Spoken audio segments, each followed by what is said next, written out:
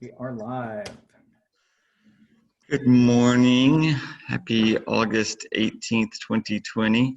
I'm going to give it just a couple minute or so more to let more participants in.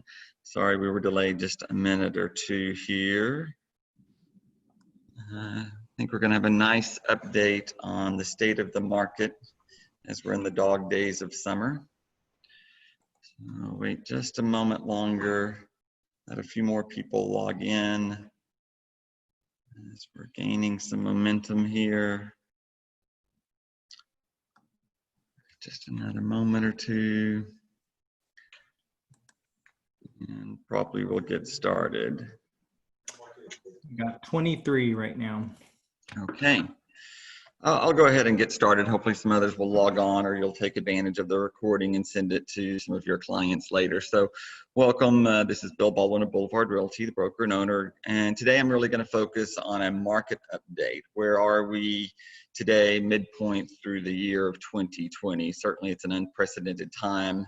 But there's a lot of positives that I want to highlight and then just kind of give you some foresight of where I think we're going over the next 6 months. So I'm just going to kind of jump right into our presentation today. Welcome.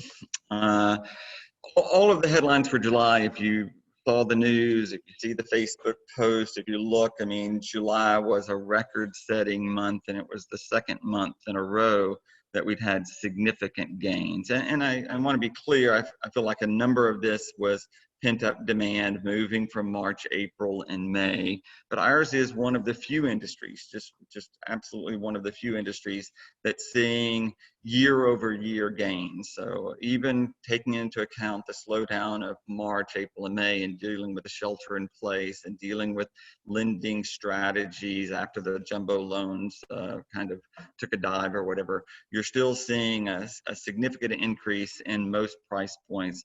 And really every scenario was up in the month of July. This was the first time in the history of sales for the multiple listing service we'd gone over 10,000 sales in a month. So that was kind of a milestone there. And it was 10,900. It wasn't 10,001. So that was pretty impressive number to get to. We'd never done that even in 2001 or in 2013 or whatever. So that's a significant deal. So sales up 23% over last July. Now remember, being honest, July and August are not typically the strongest months for residential real estate sales in Houston, Texas anyway. The hotter the months get, often the slower it is. The suburbs often do a lot of transactions as people are transferring for school districts reasons or something, but the urban core is typically not that busy in July and August. But I think you're seeing there again some of that movement that came over from March, April, and May or whatever. But very significant increases. And if we've been discussing this market, you know, around 450 to 650 or whatever, between 500 and 750,000, a 51.9% increase over last year. I mean, that's a pretty hefty number in any scenario, but I think you've seen it. And of course, if you're a buyer in this price point, you've been frustrated as hell, and I can certainly understand that, as we have a fair number of those buyers. If you're a seller, it's a pretty good scenario because that's really been one of the strongest portions of the market or whatever. And often when there's economic uncertainty, people buy down. Instead of buying $1 million house, they go buy the $750,000 house or whatever. So we've seen a fair amount of movement there, a fair amount of movement for our firm, especially in this price point, of people who were in apartments now merging together, either getting married soon, plan to get married, or may never get married or whatever, but movement out of an apartment complex where you couldn't use the gym, you couldn't use the swimming pool, the elevators were closed. I mean, some frustration there, moving out of apartments, out of high rises into whatever single family house you can get. And of course, interest rates, historic lows, people able to lock in at 2.75 even for a 30-year loan is pretty significant.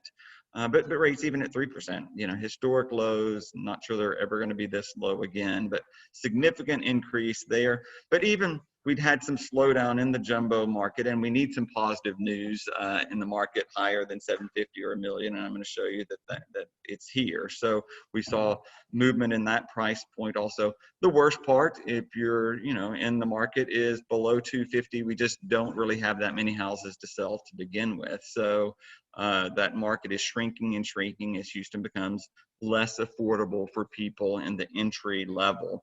And this is taken into account, homes in Pearland, homes in Fort Bend County, homes out in the rural areas, Cypress or whatever. It's still becoming increasingly hard to buy a home for 179 to 229 to 249 or whatever. But overall, very positive news in Houston, Texas.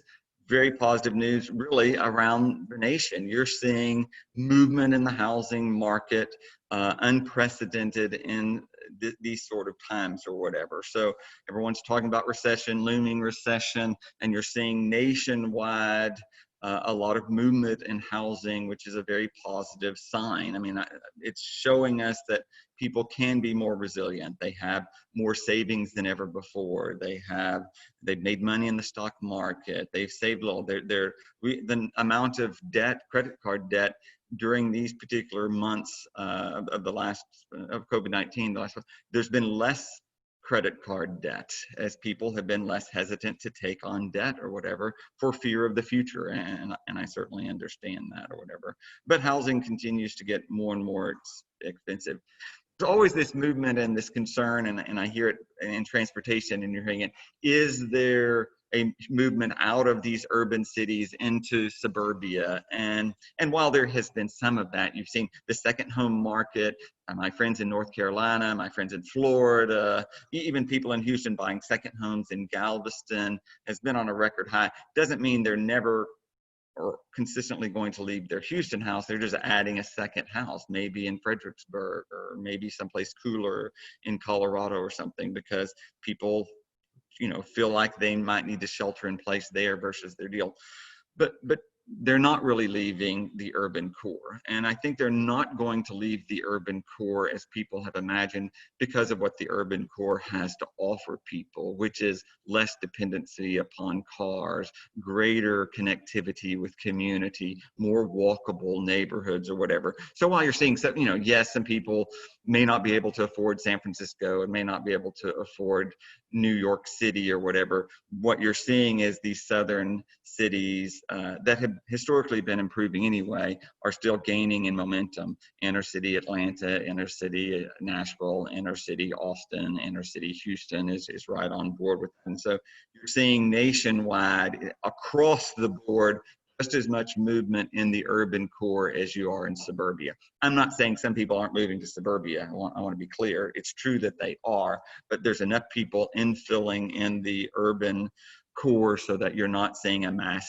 exodus out of Sunbelt city urban cores, okay? Like I said, I'm not talking about New York City, I'm talking about Houston. I don't think people are gonna move out of West U or the Heights or Montrose or downtown or the East End in order to flock to Cypress and Pearland and Cinco Ranch, unless that's really what they want to do. There'll be some people doing that, but the urban core seems to be holding up just fine.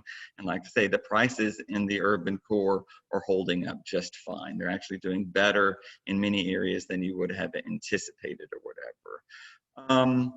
And yeah, we're seeing constantly bidding wars. It's hard to imagine in the middle of a pandemic, in the middle of worldwide disruption, in the middle of people talking about looming recession or potential depression or whatever, that we're still in a bidding war for these commodities. And housing, you've got to think of it as a commodity, and it's based on, as we've been talking about for months and months and months, the thing to pay attention is supply and demand.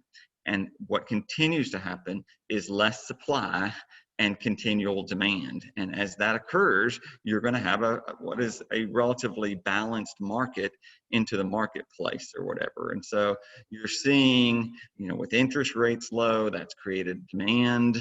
Inventory continues to drop. I mean, it's consistent. If I look at just the activity for the week that we look on HAR, you're saying the same thing. not only are total listings down, we're going to go back and talk about in a moment, but every week we do not replenish what we had even a year ago. So this blue line is 2020, you know, orange, yellow line is 2019. So each week we're adding less new listings every week. We're not adding more listings, we're adding less listings than we typically have at a time when the pending listings are going up. So we're selling more with fewer things coming down the path, which keeps the, you know, equilibrium into the marketplace. Now, there's always going to be some examples of unevenness or whatever. We talked about the very high-end market, not necessarily reflecting this because this is a general deal. But, and you're seeing people take their houses off the market and leaving them off the market, not just taking them off and switching realtors or taking them off for some particular reason. They, you know, they just taken them off. And of course, activity closings are keeping up to date. And then what is just amazing, the number of showings with 19% less options, you're showing 28% more houses. Okay, keep that in mind. You have 19% less options and you're showing more and more and more houses. Just that's showing you the pent-up demand. And if you look at HOU.com, I mean, these sort of numbers are unprecedented. When already it was one of the highest traffic websites in the state, now you're seeing an increase of 90%.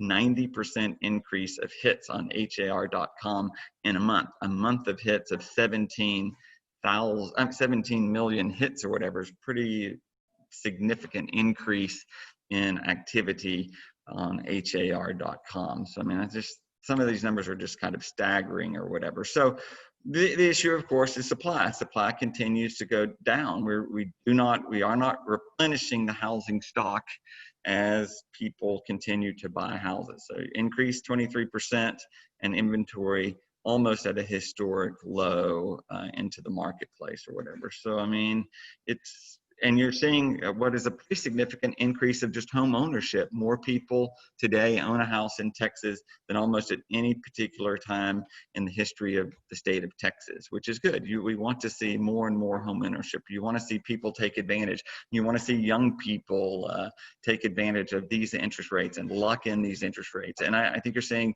parents and those of us that have lived through 16 and 18% interest rates understand the significance of taking advantage of these historically low interest rates. You don't have to buy the house of your dreams. I tell my daughter and I tell my clients that are younger, look, you don't need a 10-year plan. You need a pathway to wealth, and one of those pathways is in home ownership. Get a house that you will like, that you see yourself quarantined in, that you see yourself working from home in, but that can appreciate over time, and you can pay down principal and find a way to move to your next home by making money in the one that you're in. So I think there's a lot of opportunity for people here to take advantage of these rates, and we need to continue to work on finding a pathway to home ownership for every Houstonian and every American and every price range and every ethnicity and every, find a way for teachers and policemen and firemen and people working at Amazon and the delivery drivers to find a way to home ownership. And so let's continue to work on that. I'm concerned about higher requirements to get into a house. A higher down payment and a higher credit score, eliminates a certain number of people. And we don't want that to happen. You want more people to participate in home ownership. I want to take one other market that we've looked at that hasn't done historically well, and I'm very well aware that the high-end market typically it hasn't been doing great in the months of July and August, although I'm going to show you I think it's getting significantly better.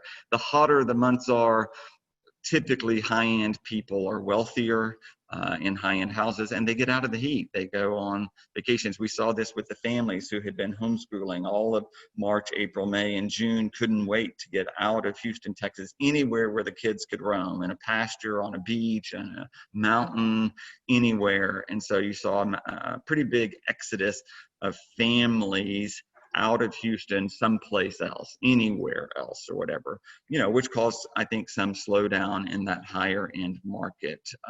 And so we're seeing some of those people return into the marketplace. And there was a lack of confidence. I mean, there just truly is some concern when we see the number of retail spots still vacant, the number of restaurants that are still not full or anything. It causes a concern. Of course, the price of oil is a concern, and the job loss is concern to that sort of thing are going to impact Houston, Texas by any means. But if we look at I took Area 9, this is just one sub-segment to kind of demonstrate how sometimes the headlines are slightly below.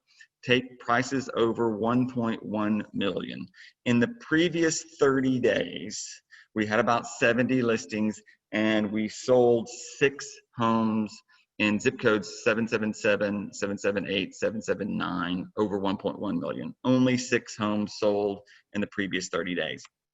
If I look, though, what's going on right in here, I narrowed them down here for everyone, but right this moment, in the middle of August or whatever, we have 26 homes that are now pending over 1.1 million. We only sold 6 in the previous 30 days. You got 26 out and 62 active listings. So over a third of the houses that are over 1.1 million now are under contract. And so if you go from 6 1 month and you close 25 or 26 of these over the next 3 months, you're going to see a fair amount of confidence build in the higher end market.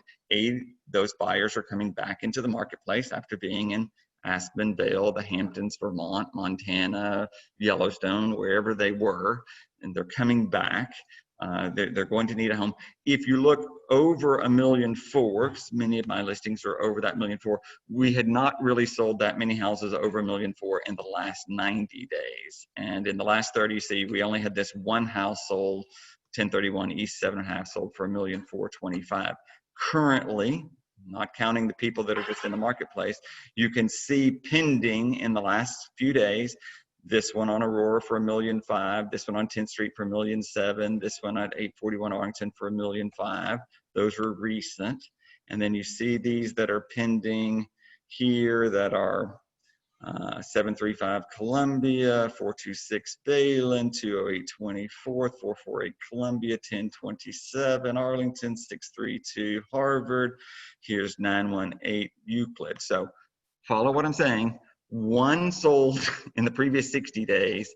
8 now are over 1.4 million that are under contract set to close over this next 30 days. So you're going to see more and more movement in this higher price point. And I know if you're in the high-end game, you're selling your high-end house, you've been frustrated the last 2 weeks of July, maybe the first 2 weeks of August, although I hope you're seeing more appointments, which I've seen significantly more appointments over the last 2 weeks than I did the previous month before. But you're going to see, as there is a loss of these houses, there won't be as much replacement of those activities. Then you're going to see better activity as we get past Labor Day and into September, October, and November, which are traditionally better periods of time for those higher price point houses or whatever. So I'm feeling that this market is not going backwards. It was on a pause. I mean, I had said before it was on a pause because I would have anticipated the pause in August if we had not been in the middle of a pandemic. It's typically one of the slower months for the highest end houses, whatever. But be patient, hang on. You might consider taking the house off the market for a week or 10 days, take it off through Labor Day weekend, freshen it up. Put in new fresh flowers for the fall, power wash the house again, get your porch furniture not looking nice or whatever. As the weather gets nice or whatever, more people will be more concerned with the outdoor spaces. Maybe do something, declutter a little more, freshen it up somehow, maybe a new paint somewhere, and then put it back on the market. September 15th, whatever. I think you'll see a more positive housing market in that higher end point as we get to a little bit of the fall and a little more opening of some of these economies. So, and even today we're talking about suburbia. This was a editorial in the New York Times again about this falsehood of people moving to suburbia and fleeing the inner city. This has been a historical aspect of it. And it's just truly because I think people feel if you're typically a inner city person and you move to the suburbs, and the suburbs are a lovely place, they're just different. There are reasons people move to the suburb, but they are certainly more car dependent. They are certainly, you use your car to drive to school, you use your car to drive to work, you use your car to drive to go anywhere. Where in the inner city, there's at least an opportunity to be less car dependent, to be a little more connected, to be closer to involved with more and more of a variety of people. And so it's just a reference to this article in the New York Times again today about the suburban myth for people that are used to the inner city living. Some people love suburbia, and millions of people live in suburbia, but I think if you're focused on the inner city, it would be a pretty big transition to move to suburbia if you're used to the walkability of Montrose or 19th Street or those sort of things. So I do think that the market is not going to continue. I'll just get out of sharing this little deal. Hopefully I've stopped sharing. You're I good. did. I think the inventory is really the thing to focus on. And if the inventory stays in balance, the housing market is going to stay just fine. I do feel like there's going to be some continual stress for oil and gas and the impact that it has on the Houston economy. Of course, we need to open back up for any number of reasons whenever the time is right. I think the word for the fall is going to be complacency. Are we complacent? And do we lose the momentum that we've had with the safety that we've put in place? So, we're going to continue to exercise extreme social distancing and caution as we slowly open up even Boulevard Realty. I want more connectivity with my staff and my agents, but I need us to work in a safe environment and not do foolish things. Continue to do essential things in a more connected manner. And I think you're going to see some of that. I have no idea when schools will be back to normal. I don't know that we're going to be back to normal anytime soon. It's going to be evolution of how we conduct ourselves and how we conduct business or whatever. But housing appears to be a bright spot in our economic situation. I think people continue to look at housing and say, how am I going to work for the next year in my home? I don't want to necessarily have 5 of us around the dining room table doing 5 different Zoom meetings while we're doing school or work, and how I'm going to work from home and homeschool and be prepared for some ebb and flow as we talk about the resurgence of, some form of COVID-19 impacting parts of our society. So I think there's positive spins. I think it's not a time to be arrogant. It's not a time to be cocky about the marketplace or whatever. I think Houston is a great place to live, work, and play. We need to continue to enhance those things. One of the great article yesterday in the New York Times again was, as people, instead of fleeing the urban core and the inner cities, let's take this opportunity to make these cities better. Let's learn to increase the bicycle lanes and look about outdoor dining and look about streets not just for cars. And I think that's the lesson to be learned, is this is the prime opportunity to make our cities greener, to make them healthier, to make even where there's high density healthier, more artistic, more diversified, and more inviting for everyone as we maintain, health and safety and security of citizens. We can make it better. We can learn from where we've been and make it better where we're going. And I think that's the challenge each of us have, is to make, whether that's suburbia or the urban core or our home or our community or our immediate neighborhood, how can we make it healthier and safer for everyone? So we're going to do these market updates about every 2 weeks now. I do think in the dog days of summer, when it's hot, it's still a little harder to sell houses. I think the momentum will continue through the months of September, October, November. If you've been a little frustrated, hang in there. Sometimes what we need is positive headlines to get people off the fence. you're seeing continual positive headlines into these marketplaces. And many people are going to need to take action, take advantage of these low interest rates. They're not going to be here forever. And so the difference of, a point or two can be fairly significant in a house payment, especially if you're in the entry level over here, starting out at $250,000 or $500,000. It can make a big difference. So take advantage of the opportunities that we have.